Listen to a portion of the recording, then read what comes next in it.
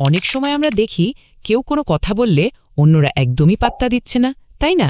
আজকের এই বিশ্লেষণে সবাইকে ওয়েলকাম। আজ আমরা এমন একটা দারুণ সাইকোলজিক্যাল ফ্যাক্ট নিয়ে কথা বলবো, যেটা আমাদের ব্যক্তিগত আর পেশাগত জীবন দুটোই পুরোপুরি পাল্টে দিতে পারে। আমরা সবাই তো ভাবি কেন কিছু মানুষকে দেখলেই চারপাশে সবাই সম্মান করে, আর কেনই বা কিছু মানুষকে সবাই জাস্ট টেকেন ফর গ্রান্টেড নেয়। আজ আমরা ডেটা আর সাইকোলজির উপর বেস করে জানব অন্যের চোখে নিজের পারসিভড ভ্যালু বা সম্মান কিভাবে বহুগুণে বাড়িয়ে নেওয়া যায়।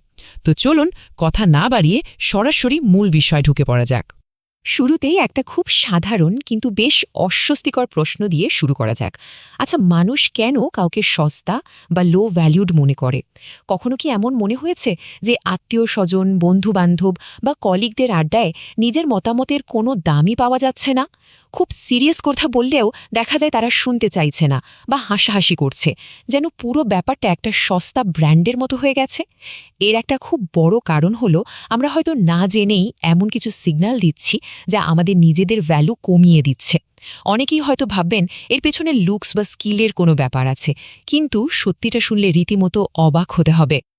আমাদের অনেকেরই কিন্তু এই একটা ভুল ধারণা থাকে যে ভালো চেহারা নেই বা অসাধারণ কোনো ট্যালেন্ট নেই দেখেই হয়তো কেউ সম্মান দিচ্ছে না। কিন্তু গ্যারেন্টি দিয়ে বলা যায় বর্তমান দক্ষতা বা শারীরিক কাঠামোর সাথে এই সম্মানের আসলে জিরো কানেকশন, একদমই কোনো সম্পর্ক নেই। মানুষ কতটা স্মার্ট বা ট্যালেন্টেড তার চেয়ে অনেক বড় ফ্যাক্টর হলো নিজেকে আসলে কিভাবে প্রেজেন্ট করা হচ্ছে। স্কিল যতই থাকুক না কেন, ভুল মানুষের কাছে নিজেকে জাহির করলে কেউ কিন্তু তার একখানা করেও দাম দেবে না। এটা প্রমাণের জন্য চলুন একটা সত্যিকারের মাইন্ড ব্লোয়িং রিয়েল লাইফ এক্সপেরিমেন্টের গল্প শোনা যাক। মাত্র $32? হ্যাঁ, এর পেছনের গল্পটা শুনলে আমাদের চিন্তাধারাই বদলে যাবে। জশুয়া বেল নামের একজন বিশ্ববিখ্যাত গ্র্যামি অ্যাওয়ার্ড বিজয়ী ভায়োলিনিস্ট একবার একটা দারুণ এক্সপেরিমেন্ট করেছিলেন। তিনি তার কয়েক মিলিয়ন ডলার দামের ভায়োলিনটা নিয়ে সোজা চলে যান ওয়াশিংটন ডিসির একটা সাবওয়ে বা মেট্রো স্টেশনে। সেখানে দাঁড়িয়ে টানা ৪৫ মিনিট তিনি তার জীবনের অন্যতম সেরা এবং কঠিন কিছু ক্লাসিক্যাল পিস বাজান। এই ৪৫ মিনিটে তার পাশ দিয়ে প্রায় ১১০০ জন মানুষ হেঁটে চলে যায়। কিন্তু ভাবুন তো, এই বিশ্ববিখ্যাত বাদকের সেই ৪৫ মিনিটের ইনকাম কত ছিল? মাত্র $৩২। ১১০০ মানুষের মধ্যে মাত্র গুটি কয়েক মানুষ তাকে একটু খেয়াল করেছিল। Just imagine. আর এবার ভাবুন $২,৫,০০০ কথা। এই হিউজ অ্যামাউন্টটা কিসের জানেন? ওই সাবওয়ে স্টেশনে বাজানোর ঠিক ৩ দিন আগে জশুয়া বেলের এক রাতের একটা কনসার্টের টিকিট বিক্রি হয়েছিল $২,৫,০০০। একদম ক্রেজি, তাই না? খেয়াল করে দেখুন, কিছুই কিন্তু বদলায়নি। মানুষটা সেম, তার হাতের সেই ম্যাজিক সেম, এমনকি কয়েক মিলিয়ন ডলারের সেই ভায়োলিনটাও একই ছিল। তাহলে পার্থক্যটা আসলে কোথায় তৈরি হলো? পার্থক্যটা হলো পরিবেশ বা এনভায়রনমেন্ট। জশুয়া বেল সঠিক জায়গায় ছিলেন না।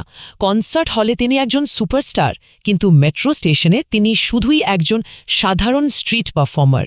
আমরাও হয়তো নিজেদের জীবনে ভুল সাবওয়ে স্টেশনের ট্যালেন্ট দেখিয়ে যাচ্ছি। এখানেই আসে সবচেয়ে ইম্পর্টেন্ট পয়েন্টটা, স্ক্যারসিটি প্রিন্সিপাল বা অভাবের সূত্র।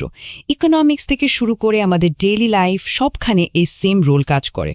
যে জিনিসের অভাব বা ঘাটতি থাকে, স্বাভাবিকভাবেই তার ডিমান্ড এবং ভ্যালু অনেক বেড়ে যায়।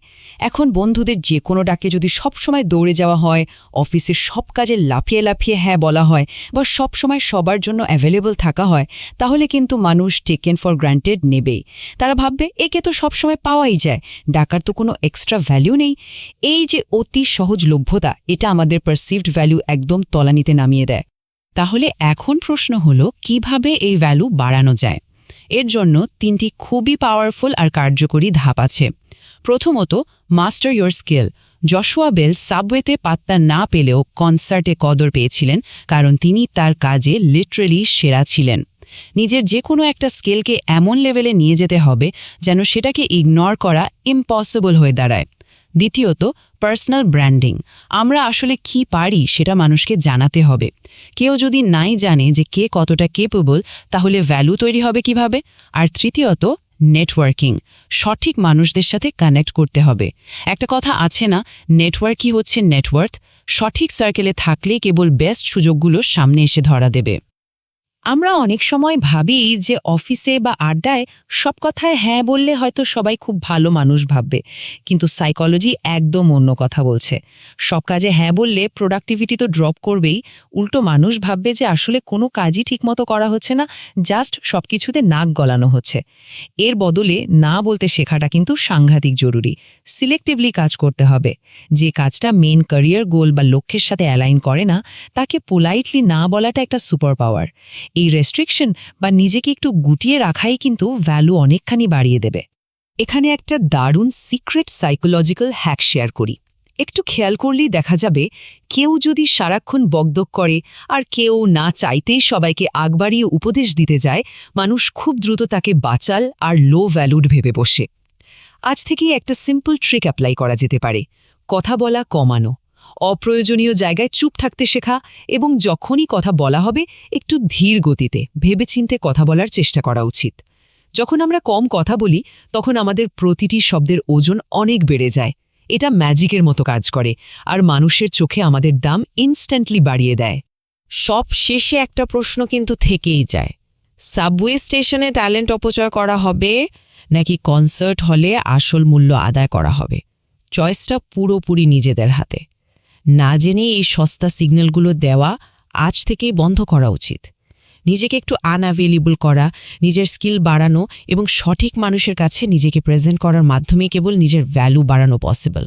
এই বিষয়গুলো মেনে চলতে যারা প্রস্তুত আর জীবনের কন্ট্রোল নিতে যারা চান, তারা কমেন্ট সেকশনে গিয়ে এখনই লিখে ফেলতে পারেন, আই উইল বি সাকসেসফুল।